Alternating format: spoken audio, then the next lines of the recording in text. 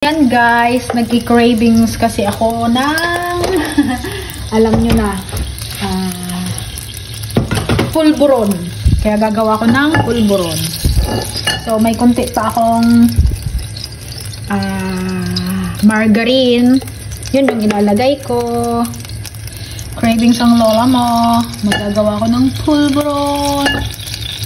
Wala, ilang araw na kasi ako nagki-crave niyan. So, ayan, gagawa ako. Patuyuin muna natin yung pan para paglagay ng flour is okay siya. Hindi siya didikit. Tapos, ayun, lalagyan na natin ng flour. Ano ba yan? Mali-mali ba magsalita? Lalagyan na natin ng flour. Dapat pag maggawa kayo niyan is lagi nyong anong tawag yan? Inuukag. Minimix. Okay na yan. Huwag masyadong marami. Kasi kunti lang ang aking margarine. Ukagin lang siya ng ganyan. Hanggang sa maluto ang flour. Nagdagan kong konti. Pulburon is light. Ganun lang. Kasi how many days na akong napapakain ito. Ayoko naman ng nung sa Goldilocks kasi masyadong mahal. Eh pwede naman akong gumawa. Gumagawa talaga ako nito kasi nung high school ako is nagtitinda ako nito.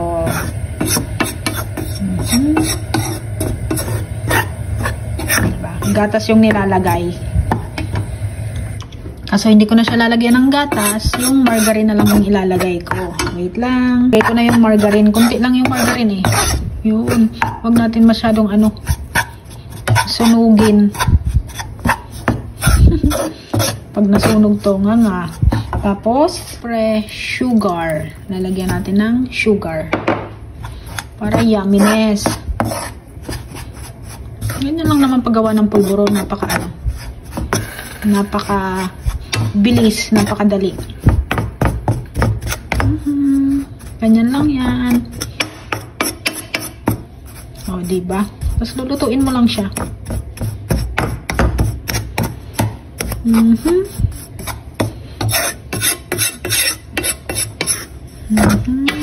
Antayin natin mag-brown. Mahina lang yung apoy ha, para hindi siya nasusunog. Mabilis kasi masunog ang flour. O, diba? Tingnan nyo yung ilalim. Mahina lang yung apoy niyan. Halos wala nang apoy.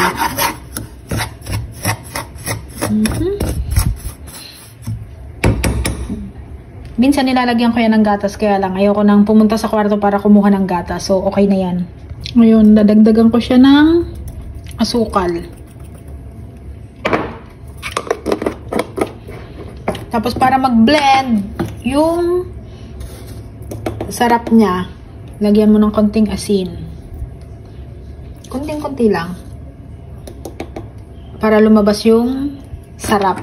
Hindi pwedeng lang, purong-purong asukal. Lagi niyong tatandaan kapag magluluto kayo ng matatamis, lagi may asin yan. Kasi lalong lumalabas yung sarap ng pagkain kapag may asin, hindi yung purong asukal lang. Tingnan niyo sa cake. May asin pa rin yan, konti. Saka sa mga mga cookies. Kasi nga, nagbe-blend yung lasa. And that's all. Ayan na, luto na siya. Durog-durog lang ng konti. Mahilig kasi ako sa pulburon din. So, yun, hindi ko kailangan ubusin tong asukal. Sasabihin ni amo, bakit ang bilis ng asukal lagi maubos?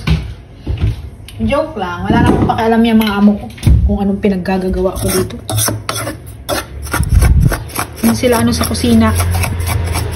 Basta ang importante, pinapakain ko si lolo. Yun yung swerte ko dito sa kanila.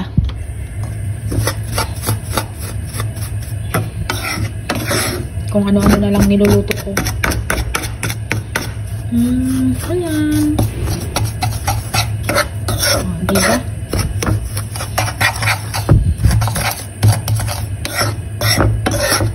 Polvoron. Polvoron kayo dyan. Kulang kasi yung margarine. Pero okay na rin yan. Kung maraming margarine, mas masarap. Pero masarap naman yan. I swear. Tapos, gatas. Kasi hindi na ako naglagay ng gatas. Okay na yan. Yun. Pwede na siya.